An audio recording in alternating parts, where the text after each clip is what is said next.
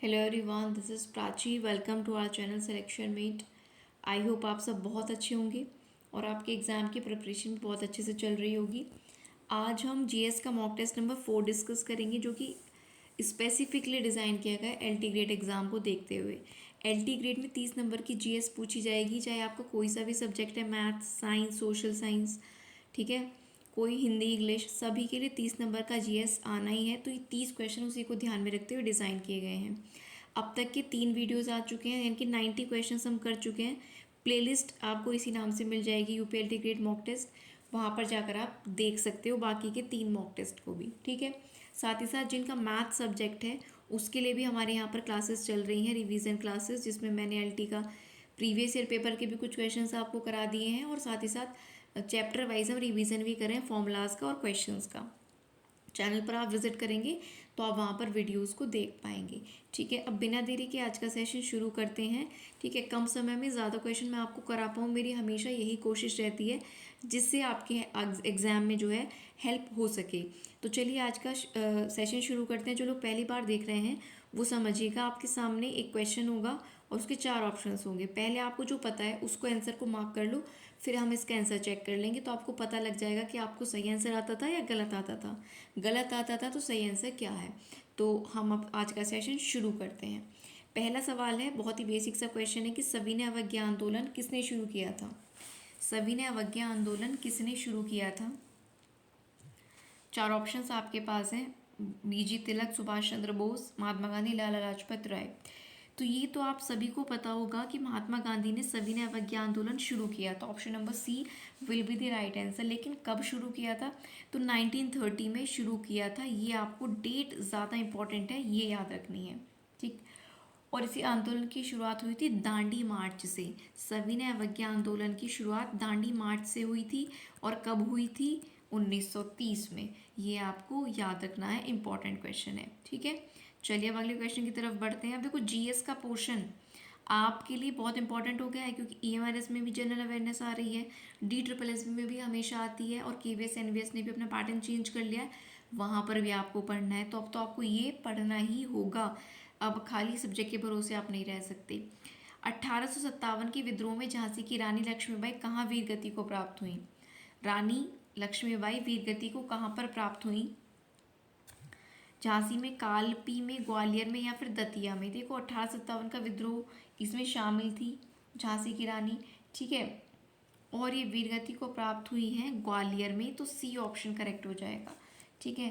कोटा सराय नाम की कोई जगह थी ग्वालियर के पास, वहाँ पर इनकी डेथ हुई थी 1858 में, ठीक है। और 1857 का विद्रोह तब चल रहा था, ठीक है। तो ये याद रखना, ग्वालियर में लक्ष्मीबाई झांसी की रानी जो कहलाती हैं उनकी डेथ हुई थी, या वो वीर गति को प्राप्त हुई थी, ये कहना ज़्यादा बेटर रहेगा।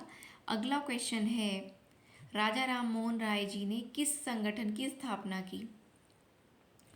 आर्य समाज, ब्रह्म समाज, सत्यशोधक समाज या सेवक समाज। तो ब्रह्म समाज की स्थापना की है राजा राम मोहन राय जी ने, और ये बहुत इंपॉर्टेंट क्वेश्चन है, अलग अलग एग्जाम्स में बार बार पूछा गया है। राजा राम मोहन राय जी ने ब्रह्म समाज की स्थापना की है, ये आप याद रखना। और ब्रह्म समाज को ही आत्मीय सभा भी कहा जाता था। ब्रह्म समाज को ही आत्मीय सभा कहा जाता था। अगर आत्मीय सभा पूछ ले तो वो मार्क कर देना, लेकिन बेसिकली जो है आपको याद रखना है, ब्रह्म समाज की स्थापना राजा राम मोहन राय ने की थी। अगला क्वेश्चन है, इल्बर्ट बिल ये कब पेश हुआ था। इल्बर्ट बिल किस वर्ष पेश हुआ था।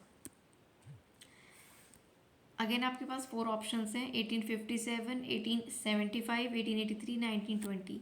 तो सी ऑप्शन जो है यहाँ पर आपका करेक्ट आंसर हो जाएगा। 1883 में इल्बर्ट बिल पेश हुआ था। इंपॉर्टेंट क्वेश्चन है ये जो ईयर है इसका पूछा जाता है, इल्बर्ट बिल कब पेश हुआ था, 1883 में, 1883 में। बढ़ते हैं अब नेक्स्ट क्वेश्चन की तरफ। नेक्स्ट है, आरटीआई अधिनियम कब लागू हुआ भारत में। तो बहुत ही बेसिक सा सवाल है, आपको पता ही होगा, 2005 में। RTI right to information act जो आपका था, ये कब लागू हुआ था, 2005 में लागू हुआ था। इसको आप याद रखना, ये भी इम्पॉर्टेंट है। नेक्स्ट, चुनाव आयोग का गठन किस अनुच्छेद में है, ठीक है। चुनाव आयोग का गठन कौन से आर्टिकल में है। 4 ऑप्शंस आपके सामने, 280, 324, 352 या फिर 12। तो देखो चुनाव आयोग का जो गठन है ये आपका आर्टिकल आता है 324 में आता है, 3 to 4 में आता है। और ये इंपॉर्टेंट इसलिए हो जाता है, चुनाव का समय है, ठीक है। हाल ही में बिहार में चुनाव आपने देखे हैं, तो इस वजह से आपको याद रखना है। चुनाव आयोग का गठन 324 आर्टिकल से के अंतर्गत किया जाता है। अगला क्वेश्चन है, लोकसभा का पहला सत्र कब आयोजित हुआ था? अच्छा सवाल है, ठीक है। लोकसभा का पहला सत्र कब हुआ था? 47 में, 50 में, 52 में या 55 में? तो लोकसभा का पहला सत्र हुआ था कब? 1952 में। ये आप याद रखना, 1952 में लोकसभा का पहला सत्र हुआ था। कब? 1952 में, आपको याद रखना है। अगले सवाल पर आते हैं, किस राज्य में सबसे पहले पंचायत राज प्रणाली लागू की गई थी? बहुत ही इंपॉर्टेंट सवाल है, बार बार एग्जाम में पूछा गया है, ठीक है। कौन से राज्य में सबसे पहले पंचायत राज प्रणाली लागू की गई? तो ये आपका ऑप्शन नंबर ए जो है वो करेक्ट आंसर हो जाएगा, राजस्थान में, और राजस्थान के नागौर जिले में, ठीक है। ये इम्पोर्टेंट क्वेश्चन है और ए सही आंसर है। राजस्थान के नागौर जिले से सबसे पहले शुरू की गई पंचायत राज प्रणाली। अगले क्वेश्चन पर आते हैं, 9th, प्रधानमंत्री राष्ट्रीय स्वास्थ्य मिशन किस क्षेत्र से संबंधित है? तो ये आपका स्वास्थ्य से संबंधित है। बहुत ही आसान सा सवाल है, प्रधानमंत्री राष्ट्रीय स्वास्थ्य मिशन कब शुरू हुआ था? अब सवाल आता है ये कि कब शुरू हुआ था। तो राष्ट्रीय स्वास्थ्य मिशन के अंतर्गत ये आता है, जो ये प्रधानमंत्री राष्ट्रीय स्वास्थ्य मिशन है, ये स्वास्थ्य मिशन के अंतर्गत आता है। राष्ट्रीय स्वास्थ्य मिशन शुरू हुआ था 2013 में, ठीक है। और जो आपका 2013 में शुरू हुआ था, और इसके अंतर्गत और भी जो है प्रधानमंत्री राष्ट्रीय स्वास्थ्य मिशन आता है, और भी आते हैं। तो ये स्वास्थ्य मिशन है और 2013 में शुरू हुआ था, ये आपको याद रखना है, ठीक। चलिए, उत्पादकता का क्या मतलब है? उत्पादन की दक्षता, ठीक है। उत्पादकता यानी कि प्रोडक्टिविटी, इसका क्या मतलब है कि कितना उत्पादन आप कर पा रहे हो, उत्पादन की दक्षता। तो बी ऑप्शन आपका करेक्ट आंसर हो जाएगा। अगले क्वेश्चन पर आते हैं, नीति आयोग के पहले अध्यक्ष कौन होते हैं? ठीक है, नीति आयोग के अध्यक्ष कौन हैं? तो देखिए, नीति आयोग के जो अध्यक्ष होते हैं वो होते हैं प्रधानमंत्री, ठीक है। नीति आयोग के पहले अध्यक्ष भी नरेंद्र मोदी थे, क्योंकि नीति आयोग का प्लानिंग कमीशन जो था, योजना आयोग, उसको बना दिया गया था नीति आयोग। कब? 2015 में। ये इंपॉर्टेंट है, याद रखना, नीति आयोग कब बना था आपका? 2015 में, योजना आयोग की जगह पर आया था। और इसके जो अध्यक्ष होते हैं वो होते हैं प्रधानमंत्री। तो पहले अध्यक्ष नरेंद्र मोदी थे और अब भी वही हैं। विश्व का सबसे बड़ा महाद्वीप कौन सा है? तो एशिया महाद्वीप जो है जिसमें हम रहते हैं वो सबसे बड़ा, विश्व का सबसे बड़ा महाद्वीप है एशिया महाद्वीप। अगले क्वेश्चन पर आते हैं, क्षेत्रफल के आधार पर भारत का सबसे छोटा राज्य कौन सा है? त्रिपुरा, नागालैंड, गोवा या सिक्किम? क्षेत्रफल के आधार पर भारत का सबसे छोटा राज्य, तो आपका कौन सा है? सबसे छोटा राज्य गोवा है। गोवा का क्षेत्रफल सबसे कम है, ठीक है। गोवा का क्षेत्रफल सबसे कम है, कितना है? लगभग 3702 किलोमीटर स्क्वायर। 3702 किलोमीटर स्क्वायर है, लगभग 3700 किलोमीटर स्क्वायर है गोवा का क्षेत्रफल। और ये सबसे छोटा राज्य है, किसकी दृष्टि से? क्षेत्रफल, एरिया की दृष्टि से। सौर मंडल का सबसे बड़ा ग्रह कौन सा है? तो सौर मंडल का सबसे बड़ा ग्रह है आपका बृहस्पति। सौर मंडल का सबसे बड़ा ग्रह ये आपका कौन सा है? बृहस्पति है। ऑप्शन नंबर सी जो है वो करेक्ट आंसर हो जाएगा। और कमेंट बॉक्स में एक बताना कि सौरमंडल का सबसे छोटा ग्रह कौन सा है। कमेंट बॉक्स में बताना सबसे छोटा ग्रह सौरमंडल का कौन सा है, सबसे बड़ा कौन सा है? बृहस्पति है। अगले क्वेश्चन पर आते हैं, चलिए। पहले अपने ऑप्शन मार्क कर लेना जो आपको पता है, ठीक। पहले अपने ऑप्शन मार्क कर लेना, फिर आंसर चेक करना। डीएनए की संरचना किसने बताई थी? डीएनए का स्ट्रक्चर किसने बताया था? तो वॉटसन एंड क्रिक ने, ठीक है। वॉटसन एंड क्रिक ने जो है डीएनए की संरचना बताई थी या बनाई थी। तो ये भी आप याद रखिएगा, ठीक। ये आपका साइंस से क्वेश्चन हो गया, साइंस भी आपके सिलेबस में मेंशन है। रक्त का लाल रंग किसके कारण होता है? ब्लड का रेड कलर किसके कारण होता है? क्लोरोफिल, हीमोग्लोबिन, प्रोटीन या लिपिड? तो हमें पता है हीमोग्लोबिन के कारण। बी ऑप्शन करेक्ट हो जाएगा। हीमोग्लोबिन के कारण ही आपका जो ब्लड है वो कैसा होता है, रेड होता है, ये आप याद रखना। अगले क्वेश्चन पर आ जाओ 17। भारत में पहला रेलवे मार्ग कहाँ शुरू हुआ था? तो मुंबई से ठाणे में ही शुरू हुआ था। जो लोग एसएससी वगैरह की तैयारी पहले से कर रहे हैं ना, उनको ये क्वेश्चन बिल्कुल हलवा लग रहे होंगे, क्योंकि इनिशियली वो लोग पढ़ते हैं। बिल्कुल बेसिक क्वेश्चन हैं, अब आपको भी ये पढ़ने हैं, क्योंकि अब हर टीचिंग एग्जाम में जीएस पूछा ही जाना है, रीजनिंग पूछी ही जानी है। तो ये कुछ ऐसे सब्जेक्ट हैं जो आपको करने ही होंगे। और डोंट वरी, यहाँ पर आपको सभी की तैयारी कराई जाएगी, जो भी इंपॉर्टेंट चीज़ें हैं सब आपको यहाँ पर बताई जाएंगी। तो भारत में पहला रेलवे मार्ग मुंबई से ठाणे शुरू हुआ था, ठीक है, ये आपने देखे, आप ऑप्शन नंबर बी करेक्ट हुआ। भारत का पहले रेलवे मार्ग जो कि मुंबई से ठाणे में शुरू हुआ था, कब शुरू हुआ था? अब आपको ये बताना है कि शुरू कब हुआ था। तो ये 1853 में इसकी शुरुआत हुई थी, 1853 में, ये भी याद रखना। और ये जो दूरी थी लगभग 34 किलोमीटर थी मुंबई से ठाणे की।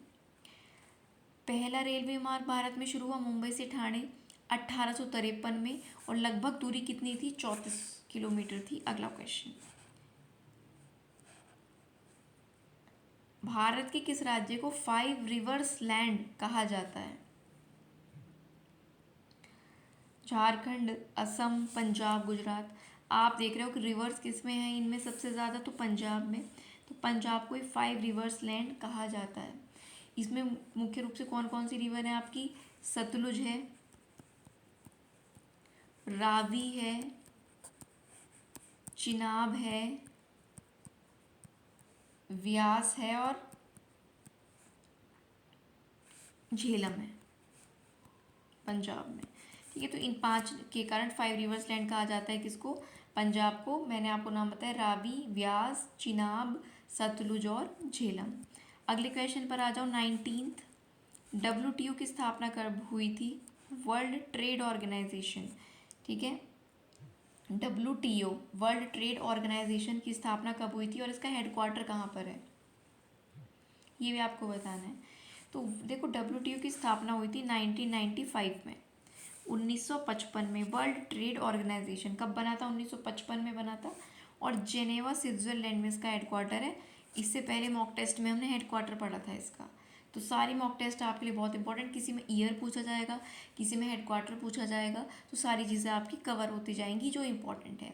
WTO का हेडक्वार्टर स्विट्जरलैंड में है, और जेनेवा में, स्विट्जरलैंड के जेनेवा में, और ये 1955 में बना था।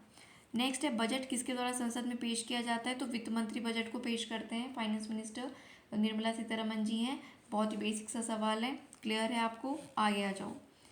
अब यहाँ पर नेक्स्ट क्वेश्चन है, राइट टू वोट, वोट करने का जो अधिकार है वो किस प्रकार का अधिकार है? तो ये आपका एक कानूनी अधिकार है। राइट टू वोट किस प्रकार का अधिकार है? कानूनी है, संवैधानिक है, ठीक है। तो राइट टू वोट जो है ना आपका, ये कानूनी नहीं, संवैधानिक अधिकार है, ठीक है। राइट टू वोट या वोट देने का अधिकार आपका संवैधानिक अधिकार है। संविधान हमें जो है ये देता है हक कि हम क्या कर सकते हैं, वोट डाल सकते हैं। ये सी ऑप्शन करेक्ट होगा, संवैधानिक अधिकार है वोट करना, ठीक है। मताधिकार जो है आपका संवैधानिक अधिकार है, याद रखना, ठीक।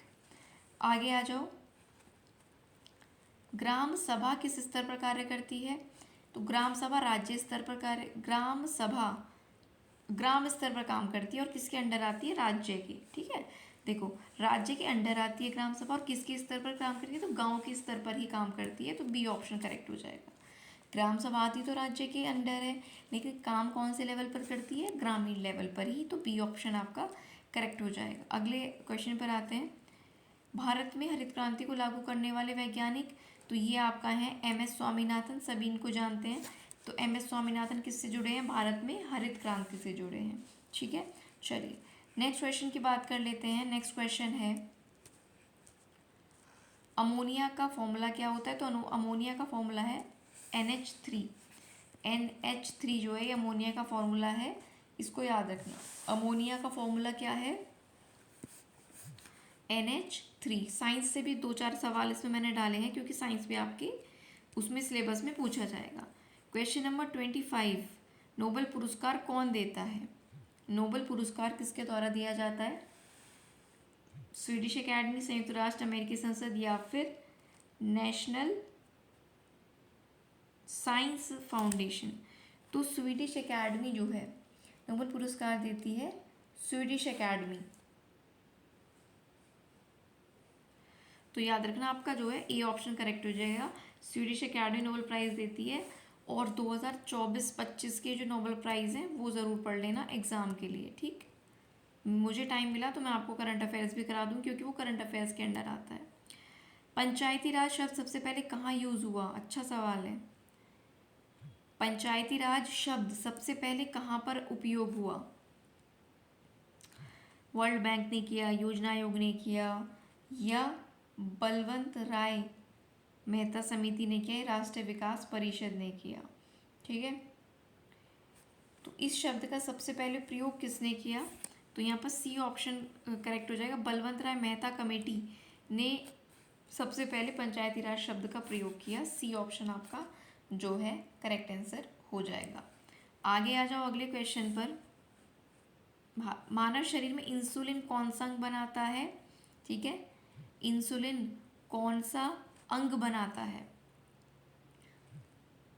यकृत, गुर्दा, अग्नाशय, छोटी आंत, लीवर, किडनी, स्टमक, या फिर स्मॉल इंटेस्टाइन। तो जो अग्नाशय है ना आपका पैनक्रियाज, अग्नाशय स्टमक नहीं होगा, पैनक्रियाज होगा, ठीक है। जो आपका पैनक्रियाज है अग्नाशय, वो इंसुलिन जो है को क्या करता है? बनाता है, ठीक है।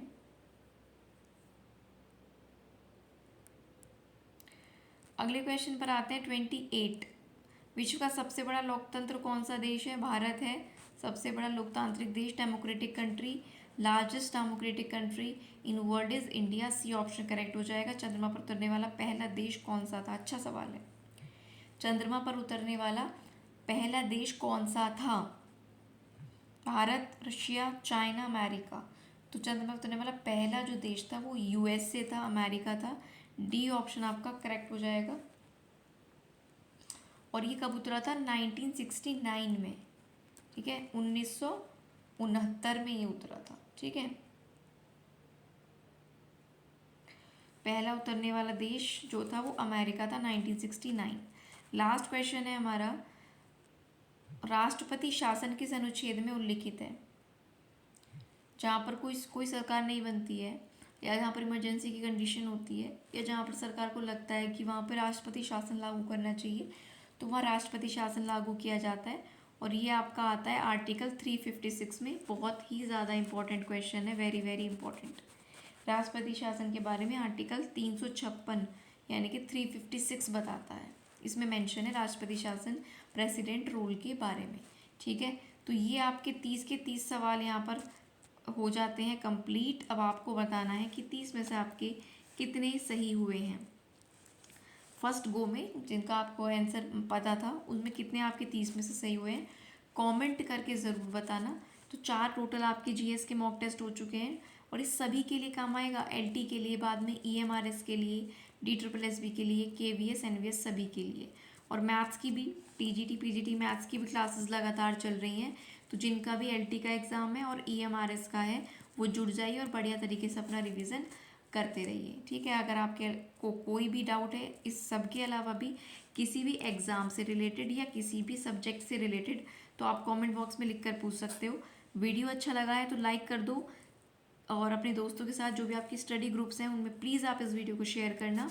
और आगे भी इसी तरह की वीडियोस अगर आप देखना चाहते हैं, हमारे साथ जुड़ना चाहते हैं, तो जल्दी से चैनल को सब्सक्राइब कीजिए, बेल आइकन प्रेस कीजिए, जिससे कोई भी वीडियो आए तो आपको डायरेक्टली नोटिफिकेशन मिल जाए। तो सब्सक्राइब ज़रूर कर लेना।